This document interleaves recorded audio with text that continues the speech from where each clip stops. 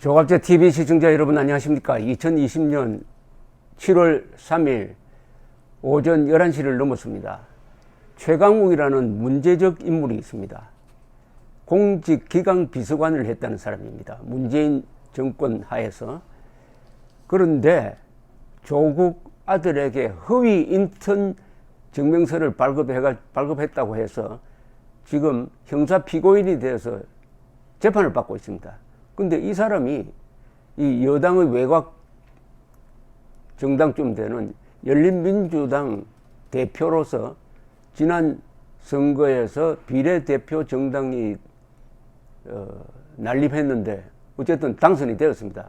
국회의원입니다. 국회의원. 근데 재판 받고 있다가 외부 행사가 있는데 좀 빨리 나가도록 해주세요라고 말했다가 재판장으로부터 혼도 나고 한 사람인데 이 사람을 굉장히 좋아해요.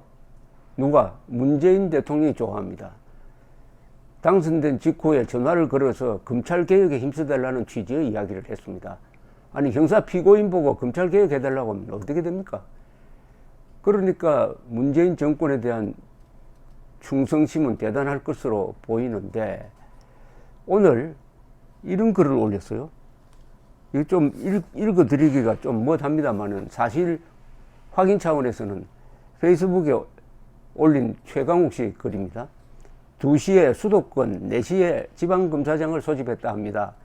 장관 지시를 수용할 것인지 논의한다는 게 말이 되는지 일부 똘마니들을 규합하여 장관을 성토하고 서울중앙지검이 총장에 대한 항명을 했다고 규정한 후 측근이나 신복을 특임검사로 임명해 사건을 넘기라고 요구할지 모릅니다. 특임검사를 지명할 권한이 총장에게 있다는 걸 악용해서 기사 중에 검찰 관계자는 내일 자문단을 열지 않는다고 해서 수사 지휘를 수용한 것은 아니다라며 검사장들 의견을 폭넓게 듣고 결정할 것이라고 말했다라는 부분에 다시 기가 막힙니다. 못된 버릇 고치기가 쉽진 않겠지만 장관께서 잘 대비하시겠지요. 주권자의 감시가 절실한 순간입니다. 근데 오늘 발표된 갤럽 조사 보면은 주권자죠. 국민들의 다수가 윤석열을 추미애보다 더 신뢰하는 것으로 나와 있습니다. 참고사항입니다. 그런데 여기 일부 똘마니들이라고 했어요. 그러니까 검사장을 똘마니들이라고 했습니다. 근데 검사장 임명권자가 대통령입니다. 그럼 똘마니들은 이 보통 깡패 집단에서 쓰는 거죠. 마피아 같은데 쓰는 조폭인데 그러면 이 최강욱 씨는 대통령을 똘마니들의 보스, 조폭의 두목 정도로 문 대통령을 생각한다는 이야기 아니겠습니까? 검찰 조직이 똘마니들의 집합체, 그럼 조폭 아닙니까?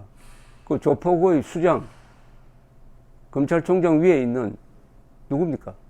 대통령을 욕보이는 이런 막말을 페이스북에 했습니다. 똘마니들, 검사장이 똘마니들이라고요? 아니 이런 말을 한 사람이 공직자입니다. 더구나 변호사 출신이에요. 형사 피고인입니다. 그런데 검사장을 똘마니라고 했어요. 이거 어떻게 생각하십니까? 이런 글을 쓸 수 있는 이 최강욱이라는 사람의 정신구조, 뭘 믿고 이러겠습니까? 문재인 믿고 이러는 거죠. 문재인 믿고 이렇게 하는 게 이게 똘마니죠. 그러면은 최강욱은 문재인의 똘마니입니다. 그죠? 검사장은 윤석열의 똘마니고 최강욱은 문재인의 똘마니. 이게 온통 조폭적 생각을 갖고 있다. 이걸 통해서 이 사람이 문재인 대통령이 아주 아끼는 이런 아끼는 사람을 요사이는 별로 그런 말 쓰지를 않는데 총아라고 합니다. 총아. 문재인의 총아. 아끼는 총애를 받는 최강욱이라는 사람의 정신구조가 이렇다. 완전히 깡패 집단, 마피아, 보스 뭐 이런 어떤 행동 윤리를 가지고 있는 게 아닌가 하는 의심이 듭니다. 의심이 드는데, 문재인 대통령이 아주 아끼는 총아를 이 최강욱 씨는 이 요새 진행되고 있는 이 사건과 무관한 사람이 아니에요. 이른바 채널A 이 기자와 한동훈 검사장이 짜고 뭘 하려고 했다 하는 엉터리 선동에 최강욱이가 또 끼인 적이 있습니다. 이 최강욱 의원이란 말 앞으로 이제 생략하겠습니다. 이거 한참 선거 때 4월 3일이니까 투표를 12일 앞두고 이런 글을 페이스북에다가 이런 글을 올렸습니다. 채널A 기자와 거물 재소자의 진술 조건부 수사 선처 논의를 한 의혹을 받는 현직 검사장 간의 녹취록의 요지라면서 아따 깁니다. 최강욱 당신은 후보입니다. 공개한 내용이 뭐냐 이렇게 쓰여져 있습니다. 편지와 녹취록상 채널A 기자 발언 요지 해가지고 올렸어요. 이 대표님 사실이 아니라도 좋다. 당신이 살려면 유시민에게 돈을 주었다고 해라. 그러면 그것으로 끝이다. 그 다음은 우리가 알아서 한다. 우리 방송 채널A에 특종을 띄우면 모든 신문과 방송에 따라서 쓰고 온 나라가 발칵 뒤집어진다. 유시민이라는 사람은 적도 많은데 그 봐라. 위선적 인간이 많이 설쳤네라며 온갖 욕을 먹을 거고 유시민의 인생은 종치는 것이다. 문 대통령의 지지율이 끝없이 추락하고 다음 정권은 미래통합당이 잡게 된다. 이런 내용이 있었다는 겁니다. 와, 어마어마하죠. 이런 녹취록은 이 채널A 기자와 문제적 인물인 지모란 사람 사이에서 대화를 녹취를 해보니까 이런 내용이 있더라는, 이걸 띄웠단 말입니다. 이게 막 언론사에 돌아다녔어요. 그러니까 MBC 안에도 그래도 양심 있는 사람이 있습니다. 이보경 MBC 뉴스 데이터 팀 국장은 자신의 페이스북에다가, 그러니까 총선 하루 전이네요. 채널A의 56쪽 녹취록을 다 읽었다. 1조 원대 금융사기범 이철쪽 지모 씨와 채널A 기자 간 녹취록이다. 거기엔 최강욱이 사실 아니어도 좋다 운운했다는 대목은 아예 없다. 또 다른 녹취록이 있을 리 없겠죠. 오래된 구라는 거짓말이라는 뜻이죠. 최구라의 향기가 땡땡땡 하고 적었습니다. 그건 완전히 조작을 했다는 겁니다. 그러니까 아마 앞으로 검찰 조사를 하면 최강욱 씨도 불려가서 이 부분에 대한 추궁을 받게 될 것입니다. 이렇게 조작을 하는 사람이 이제 윤석열 총장이 이 수사 그대로 가만 놔버렸다가는 정권 휘둘리는 방향으로 수사가 진행되어 가지고 억울한 사람 생기겠구나. 더구나 채널A 기자에게 지금 서울중앙지검 수사팀이 적용하려고 한 강요미수죄, 그것은 대검에서 법률적 검토를 해보니까, 더구나 구속영장을 청구하겠다고 대검에 허락을 요청을 했는데 검토를 해보니까 강요미수죄 이거 성립되기 어렵다는 판단을 했대요.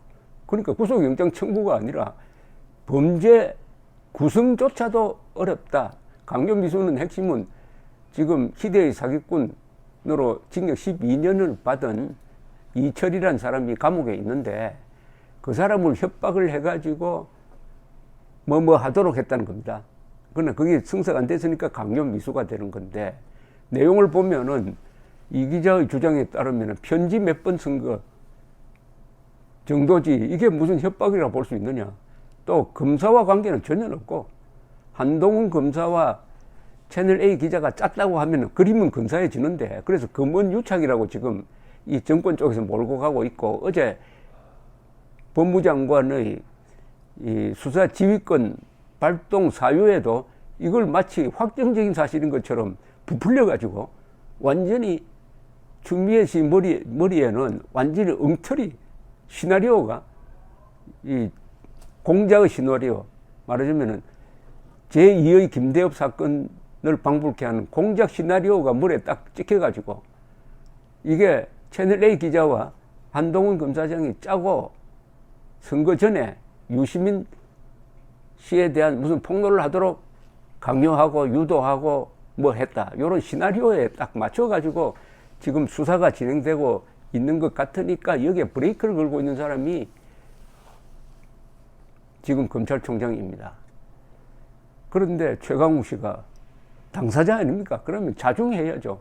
또 이런 엉터리 녹취록을 소개했으면 여기에 대해서 응당 책임을 져야 되는데 한국 사회는 지금 거짓말에 대한 책임을 추궁하는, 단죄하는, 벌 주는 기능이 거의 사라졌습니다. 이러니까 계속 거짓말을 하고, 거짓말 한 사람이 거기에 대한 죄값을 치르지 않으니까 또 다른 거짓말쟁이가 나오고 합니다. 그러니까 이렇게 검사장을 똘만이라고 부르는 때까지는 성공을 했는데, 똘만이다라고 부르니까 결국은 문재인 대통령을 마피아 두목처럼 여기도록 만들었다. 이게 뭐냐? 이게 자충수입니다. 좌익이 자충수로 망한다고 할 때 자충수가 바로 이런 겁니다. 한국말이 순화가 필요합니다. 한국말이 이렇게 거칠어진 이유 중에 하나가 한자를 안 써서 그렇습니다. 한자와 한글을 같이 써야 한국어를 교양으로서 가꿀 수가 있는데, 이 좌파적 영향이 넘치다가 보니까 한글 전용어로 가면서 똘마니 같은 이런 저질 용어가 국회의원 입에서 나왔습니다. 감사합니다.